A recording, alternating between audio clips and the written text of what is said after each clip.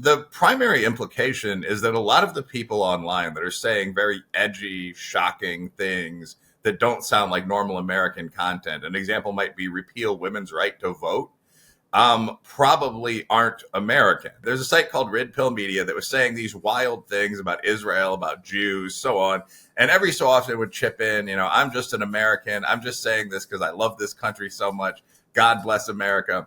And Jacob Jacoby, I believe is the guy's name, who's an activist for Israel, but also a pretty good investigative journalist, actually went through Pastebin, 4chan, so on, and looked up where's Red Pill Media founded, who's managing this. And the destination location for the site is Karachi, Pakistan. And I mean, there's an element of humor to this. Like, I don't think I'm an unfunny person in private life. And I was looking through this, and I was looking at these Red Pill Media tweets, like, we just got to talk about these Jews because I love the USA so much. And you recognize, again, like, this person is probably some kind of Pakistani government agent. And this has happened 6 or 7 times. I mean, the Radio Genoa European kind of racialist network, as I understand, is run by a Cambodian guy. Then there's an account called Inevitable West that's run by an Indian scammer. So there's a huge market in telling these sort of disaffected young men, mostly but not entirely white, you are being victimized by someone. It's the Jews, it's the feminists. And the solution is this crazy thing that would drastically weaken the country, take education away from women. But it's also worth noting that a lot of this is not American in source. Like, if you get into an argument with one of these guys to the point where they will DM you, if you check the IP on that, it's very often going to be Lagos, Nigeria. I mean, so I think people need to be aware of that. The Chinese, the Pakistanis, the Russians, the Nigerians, all these large countries have agents just like we do. So when someone says the USA should abandon that long friendship with Israel, I mean, are you a Palestinian soldier? Like, there are questions people should ask. It's the fact that someone calls himself like good old Daddy MAGA online doesn't mean anything.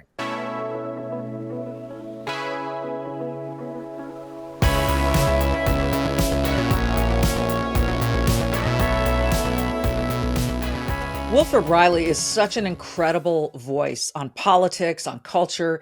He's an associate professor of political science at Kentucky State University. He's also the author of a number of books, including Taboo, 10 Facts You Can't Talk About. We're going to talk facts about the trans movement, about people on X who aren't who they say they are, and how they could be influencing others, and maybe what you could do about that. Also a little bit on the Epstein files. This is a good one, folks. Stay tuned. Professor Wilfred Reilly is next. Hey, welcome back, Professor. I want to jump right in to this article that you wrote for National Review.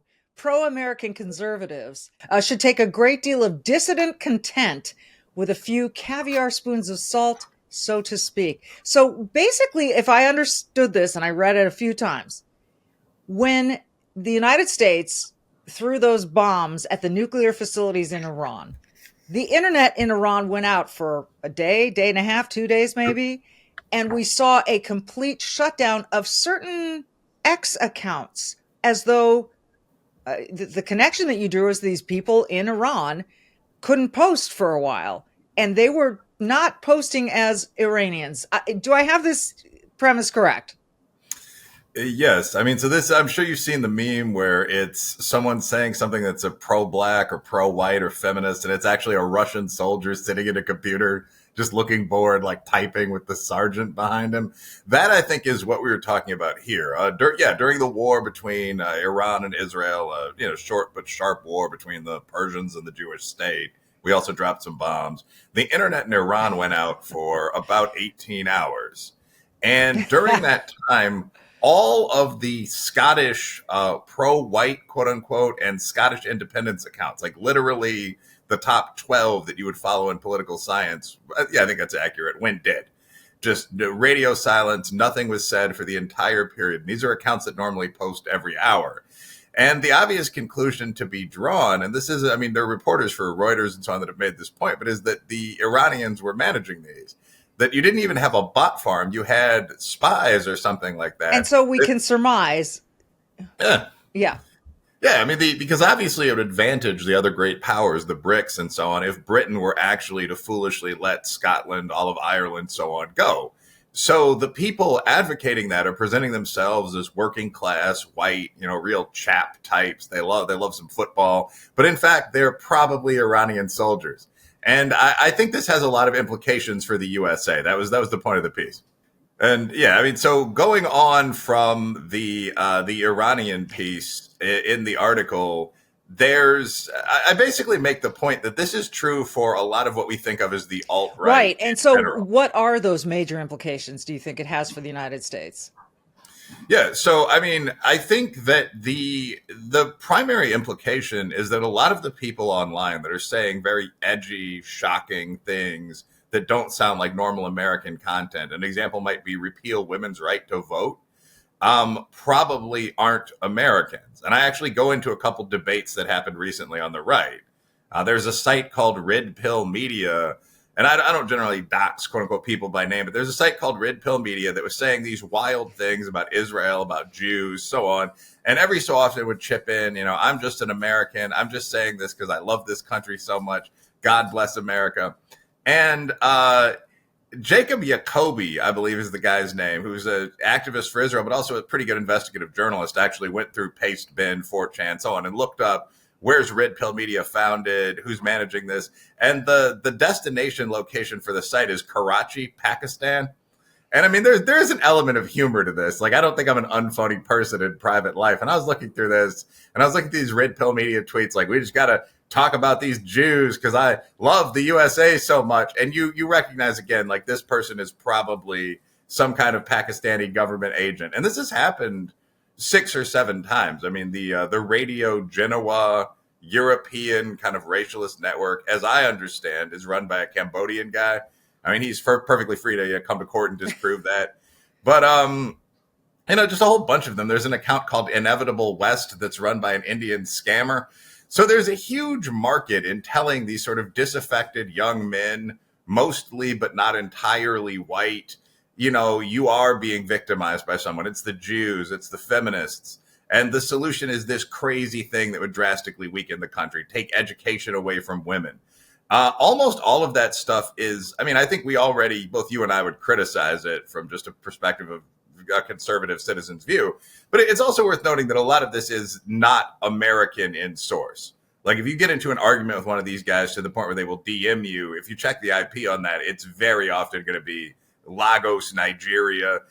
So I think people need to be aware of that. The Chinese, the Pakistanis, the Russians, the Nigerians, all these large countries have agents just like we do.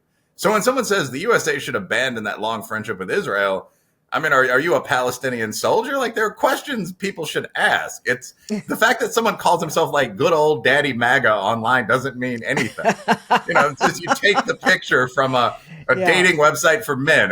It's very easy to do this. And like last sentence, I think that there are people that have visibly done this in both directions. Now, this is just hypothesizing, but you look at some of these accounts. There's a Twitter and Facebook account called Black People Taking L's.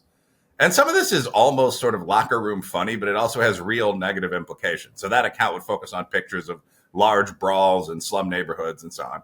And there's another account called I Expose White Racists and Pedos. And this account would focus on people being arrested for killing their family and so on. And obviously there's no short of homicides, about 50-50 black and white. So each day they'll both run half of the stories. These are the murders. And it wouldn't surprise me if this was the same guy and he was Russian. It's really not very difficult to do this. And I think a lot of people do it for money. A lot of people do it for other reasons, let's say. Okay. You just said a key word, money. The people who are doing it for money, who's paying them? Well, I think that there are 2 possible options. One is simply that they're being paid by the masses for saying things that are popular, but which are stupid. And I think that a lot of people, Twitter pays you now. I haven't gotten above 2,000 in a 2-week period. It's usually less than that. But it's not a massive amount of money. But if you're a college student or something, that's a reasonable income. So if you go on Twitter and you post, 20 times a day, which I'd say is about average for a poster, Poaster, there are people that are going to compensate you for that. And you can also sell subscriptions. Without mocking, a lot of female right and left wing commentators also have like a link to their OnlyFans and similar content. So there are a lot of people that just give you money for saying dumb, aggressive things. But I think at a level beyond that, who's paying you? National and corporate players to some extent. I mean, there are profiles that are pretty funny and that have decent reach that openly refer to this with names like, Qatari influence enjoyer. But I don't think that's the real trend. I think that there would be other people who would quietly present themselves as a name might be just noticing or something like that, but who would focus entirely on American internal friction, blacks versus whites, cops shooting blacks, men abusing women. And the way you'd present that would be with these taglines like, we don't have to live like this. I'm not saying a revolution is good, but, I like Tucker Carlson as a guy, but he's recently interviewed the president of Iran, a representative of Qatar, the president of Russia. And I think at his level, there may be some reason for that. But there are other people that are doing the same thing lower down. Like, my guest today, if you go on Twitter or Facebook and search the Jewish question, you'll literally get a range of shows where people are talking about the Jewish historical practice of animal sacrifice or something. And this is often with these obscure academic types from the Arab world or Eastern Europe. So, I would suspect that people are getting money for that. I've been, and final thing, but I've been contacted as a male influencer, quote unquote. And I think the idea of being a bro influencer, is totally ridiculous. But I've been contacted by we haven't signed a deal, so I can mention this one, a Quitter, which is an app that focuses on getting men to stop gambling and watching porn. I don't even think that's a bad cause. If I put out a post, I'd say, this is funded by whatever. But there are similar messages, I would suppose, to influencers from public relations firms, from NGOs that are based elsewhere. And the pitch would be, would you be willing to have this fellow on your show for this amount of money? It would just be a standard business pitch. And I think that goes on probably pretty frequently when you talk about, who would get in touch with these guys. I don't know in each individual case, but either the crowd or a specific country or business. So, Professor, we know that there are bad actors on the internet. We know that there are accounts that are fraudulent all over, whether it's Instagram or particularly X. And that's what this sounds like. And this is sort of the danger of it. So, what is to be done? We have free speech in this country, and there's still some of it worldwide, although it seems to be diminishing in certain places. But, is there a counter to this? Is there an answer to this? Yeah, I think there is. Part of the answer is just applying common sense and intuition. So when we talk about the repeal the 19th thing, the percentage of Americans that want to take the vote away from citizen women, last I looked, is about 3%. So when you see something discussing this going wildly viral online, you might want to consider that's coming from somewhere else. And the same thing's true of a lot of other nonsense of this kind. So, for example, Republican support for Israel is at about 95%. When people act like Trump's dropping the Moab on the Fordo nuclear facility created some kind of huge split in the MAGA coalition, kind of centrist republicanism, that's simply not true. But you'd get that impression from looking at the internet. So I'd encourage people to look up other, maybe more real sources of news as well, and just to use common sense. And also parents, girlfriends, other people should kind of reach out and point out how nonsensical some of this stuff is if you see someone taking it very seriously. It's kind of what we all used to do with boomer parents, right? Where people would get these circular, and no offense to the great Ron Paul, but these newsletters and circulars in the mail, the world's going to end, invest all your savings in gold. And that later morphed into the first conservative cable channels. It's the same kind of thing. Like what, Citizen Eagle Man in his column said is probably not to be taken all that seriously. And it's the same thing with the new wave of nonsense online. Also, we've obviously both had executive roles. Elon has a lot of people working for him. His CEO just quit because she got so tired of some of the things that were going on with Twitter. The Grok AI was apparently coming up with explicit sexual fantasies about her and so on. So I think it would be pretty positive for some of these people on the Elon or Zuckerberg squad to grow up a little bit. And you don't have to censor speech, but you could do things like, for example, this would be very easy. This would just be IP based. Flag the nationality of each major poster. So if someone keeps talking about how proud they are to be, say, a Canadian patriot, and they're actually from Afghanistan, this is Right. another case that apparently happened. I think it would be worthwhile to point that out rather than letting them give the same message to hundreds of thousands of people. That's just sort of faulty.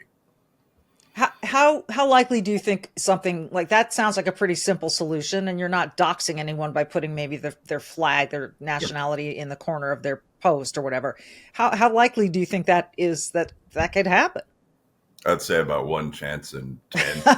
I mean, I think that there's an enjoyment on X and even on Threads and so on of kind of let the boys compete. You see a communist arguing with someone who identifies as a neo-Nazi whose profile image is a Roman statue. And I think a lot of people appreciate that, like sort of I'm in the forum. So I really don't necessarily think there's going to be more clarification of positive information. This actually coincides with another problem on the right, which is kind of extreme skepticism of experts.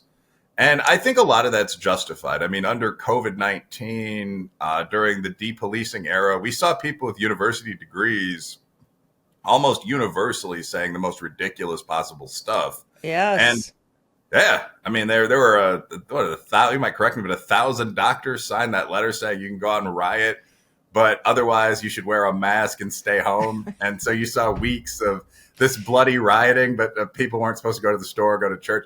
So I think that had a significant effect, and that had a more pronounced effect. I mean, we obviously saw trust flatline in the mainstream media overall, but among Republicans, I mean, we're currently at 9% right now. So that environment of who knows what's really going on really plays into this, because who knows, Gunther Eagleman could be as reliable as the New York Times. And I think at some point we do have to put some checks on that. The foreign flag thing would be a very good basic one, that sort of stuff.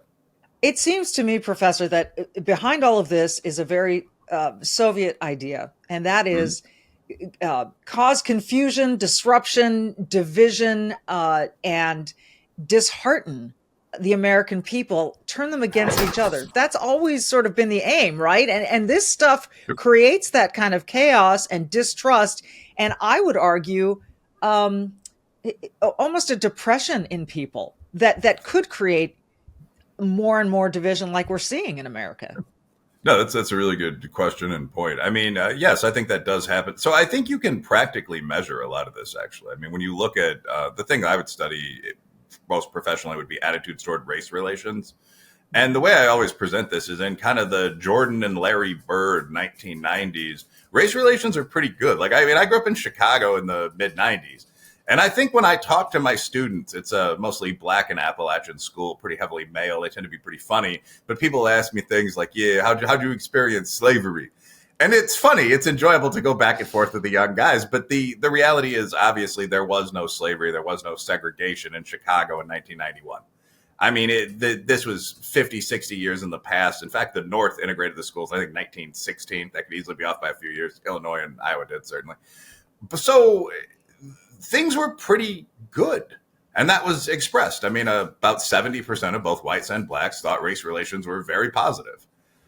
Today, after years of social media's amplification of Black Lives Matter, amplification of the occasional rogue cop, every time a white guy and a black guy get in a fight that hospitalizes someone, you're going to see it online.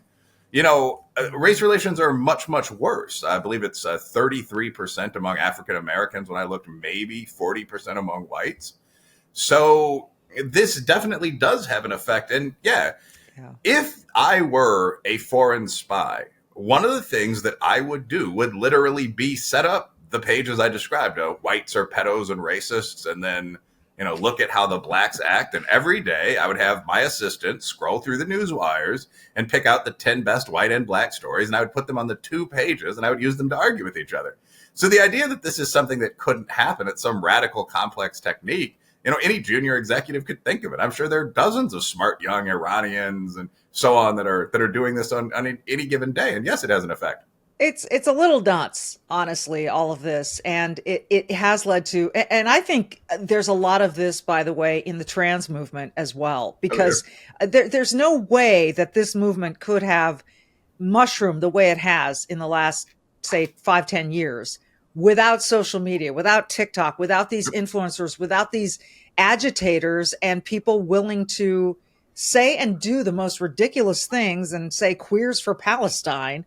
I mean, to me, it's part and parcel. It's sort of, trying to almost one up race conflict. Is this trans conflict? What do you think? Yeah, I think I agree with your point. I think that's a little, have you ever seen, like in your private life, have you ever seen, let's call it the toaster lover meme, the toaster lover problem? No. Okay, it's a famous description of issues with the internet, but basically the scenario is you're a guy and you discover that you're very sexually attracted to toasters. And there's a before the internet and an after the internet game theoretic path. And the person who designed this, who was I think an exec at Facebook, was having fun, but also illustrating a problem. And he didn't want to say kids or something, make it extremely creepy. It was just, what happens if you go prior to the internet and start telling your boys and your girlfriend that you're sexually attracted to toasters? Can I bring a toaster to bed with us? And the answer is that both your girlfriend and your friends would slap you on the head and tell you to get back to work. Like, it's it. We don't want to hear this again. It didn't happen the first time. And that's basically correct. And you would have gone on about your life, and maybe once every 10 years or some kind of weird anniversary celebration, you'd have gotten to exercise your weird little fetish, and that would have been it. Today, in the era of the internet, the scenario is you log on and you Google toaster bleep, and you see that there are entire communities of people where men who have left their wives are posing with electric toasters. You can buy a toaster from some obscure Eastern European country. And we all know that this is a parallel for a dozen other things. But I think that's what happened with trans. I don't think foreign agents really boosted that. I don't think there are too many foreign agents that can talk exactly like an American feminist. And although it's very funny to picture some Russian guy doing it. Yeah. Well, sexual liberation is total. Anyway, but so the trans thing, I think, is that you had a lot of people that had this this is traditionally considered to be a fetish or a perversion without any hatred, gender dysphoria, autogynephilia. You had people that had this very unique condition logging online. And because a lot of them, especially the men, probably were experiencing abuse, there's this sincere desire for community. So the trans forums on Reddit, even on the old Usenet, were one of the things that formed really quickly. Like the directors of The Matrix began to identify as trans in, I believe, the early aughts. So this is something that's been around for a while. And this is on the internet. And people who have these feelings, I think I'm a girl, could search, do men think they're girls? And you'd find these forums of people that would say, like, yes, you are a beautiful lady. And they would post pictures of one another. And they would sort of, in hip hop terms, gas each other up, saying things like, yes, you obviously do pass. You're very good looking. Which I think accounts for the wave of these sort of football player looking guys on lesbian dating apps now. These people have been told that they look exactly like women by most of the males they associate with and by a lot of the women in their life. And they believe this. And that's how you get the it's ma'am phenomenon, where people begin to question how a normal working class person that's not tied into this could not notice their tastes. But anyway, that transitioned over to social media. And my understanding as an urban anthropologist is that this really started with kind of Tumblr, Twitch, all that sort of thing. Twitter obviously had a lot of it, but there were these entire Tumblr communities that were focused on gender identity. In about 2013, I remember I was still in grad school at the time, the full list of the Tumblr genders dropped. And, I went to school at Illinois. It's solid, but not insane. We had some fun looking at it.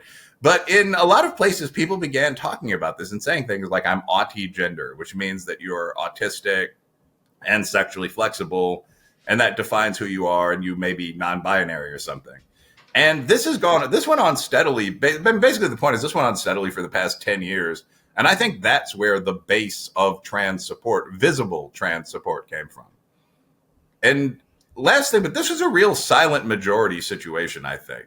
Because these forums had already coalesced, if you went on Twitter or Facebook, much less Tumblr, and you said something obvious like, I think it's very easy to identify a woman. My fiance is a woman. It's absurd to have men in organized women's athletics. You are guaranteed a mob of hundreds of people responding to you.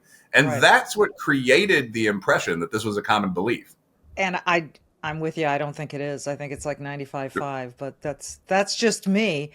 Before I let you go, I want to talk about something you've been posting about a little bit, and a lot of people have. A lot of people in the quote unquote MAGA crowd, a lot of people in all kinds of identification spheres are talking about the Epstein files and where the hell did they go, and the fact that now you're saying Dan Bongino and Kash Patel, there's no question he committed suicide. Now this is something that you questioned for years, and suddenly now you're inside, you're in the government, and poof, we're done with it. And the president's saying, hey, this is an old story. Is this gonna be satisfactory to people? I mean, it's very strange to me how quickly this was dispersed of, if you will. Yeah, I basically agree. But first, can I say one thing about your trans estimate, which is this is probably a 95-5 position? Yeah. Yeah, I think that's about right. Like, one of the things that I actually became a bit known for on social media that I've mentioned in a couple articles, years ago, I asked my audience, do you believe that some women have penises? Just like I wanted to see a bluntly phrased question about this topic. I didn't want to ask about like, should people compete with their preferred gender rather than their preferred sex? I don't think most people know what that means. Right. And I have a mostly bro audience. I Yeah. guess would be a way to describe it. But everyone's sort of feminist wife and girlfriend or college buddies are on there. So I thought it would be about 70-30. I thought a lot of young American women would sincerely say, yes, I believe this. And they would spar with the guys in the comments and so on. That wasn't what happened. I posted this and I posted a SurveyMonkey link to it. It's still up. It got maybe 5,000 responses, like a good large end number, although obviously this isn't pure science. But the response to just the direct question, do women have penises, was 98% no and 2% yes. And I did this again the other day, the same format. You usually have some kind of external link and you just have a poll on one of the social sites. And I asked, this is about a real case, unfortunately, but if a male rapist genuinely believes they are a woman, there's some medical evidence of this, are they a woman? Should they go to the women's jail? And that one was 99-1, no. So what I would say is that when people do research on trans issues, I'm not by no means an expert in that field, but I mean, I think Dr. Littman or someone would agree with this. You should ask a clear question, like, can males become females in practice? And when you do that, yeah, you're going to find your estimate was about right, but a 94-6, no. So I think this was driven by people that we traditionally would have defined as crazy, whatever we might say today. And it was a very loud minority that made others reluctant to talk about this. Reluctant to talk. That phrase that you just put, reluctant to talk about this. That is the key right there. That's it. It's, you don't, you just want to cower. I'm not going to chime in because I really don't want the attention. Yeah. I don't want to get hammered on X. I don't want to lose friends over this. That is so, to me, so dangerous. Yeah. I mean, I find that same pattern with a lot of other tough issues. Like, I mean, for example, if you're talking about debates with the feminist bloc on X, like, assuming your husband's not abusive, would you rather stay home? The actual trend among women seems to be no real problem in either direction, but about 70-30 yes. People are very, very reluctant to say that because it brings in everyone from actual male sexists to shouting people with blue hair, saying that you're making the wrong decision or the right one, but that's all you can be, and so on. So the issue is rarely discussed in an intelligent, coherent way. This is also true for race and culture, race and IQ, where the debate seems to be between racists, frankly, and sort of black hoteps that focus on athleticism and so on instead, a bunch of other issues. So yeah, that's correct. I think in most of these cases, most people would be willing to concede that, say, environment certainly and genetics quite probably can have an impact on how intelligent you test as being. And that could vary among groups. We don't really know. But it's not an environment where that kind of message is really well received. Even I stay away from some of these topics because I just know that if I post X, no pun intended, there's going to be a mob of people just saying, you're identifying with your own tribal racial group, or you're wrong because of this obscure study, or, Hitler looked into this more recently. So, you kind of just leave that alone. But the Epstein files. So I think that there are a couple levels to this. One, I think that it is important. Ben Shapiro did a good review on this yesterday. Like, it is important not to go into some of the full-on internet hysteria. I mean, a lot of the things that were said during the Epstein case, I mean, like, it was proven that Ghislaine Maxwell trafficked these girls to a number of people that was known. The links to that are actually unproven in the legal sense, which I think we both know. I mean, that was one victim who came forward and said some things that probably were true, frankly, but also a lot of other stuff. Like, at one point, she accused Alan Dershowitz and Stephen Hawking of being among the customers. I mean, she said some stuff that led to libel suits against her, which I believe were successful. So it's important to realize that there is a little chaff here. But with that said, no, I don't think people are going to forget this. The Kash Patel and these guys have had power positions for years. They have said, I've seen some of the files. They have said, when I get into office, this is going to be the first thing on my desk. Yeah. No, you can't just come forward. Pam Bondi has said this explicitly, like, you wouldn't believe the stuff that's in there. And to just suddenly come out and say, well, I guess he killed himself, I don't think that's going to be accepted by most people. No. Yeah. It's a really strange turn of events. And there are certainly a lot of people in the Twitter sphere, I guess we call it the X sphere now, whatever we call it, on the interweb, who are furious about this, who want to see the list, yada, yada, yada. It's going to be interesting to see where this goes. It is always so great to talk to you. And I hope we can do it again, because there's so much to get into with you. And you're such a voice of nuance and reason. And I love it. You can find him on X, and I'll post all, and you've seen his socials here on the YouTube. We'll in the show notes. Wilfred Reilly, great to see you. Great to see you always. Thanks for having me on. And as I end every podcast, be brave, do good, put your ideas on trial, and do some good out there today. Thanks, everyone. We'll see you next time.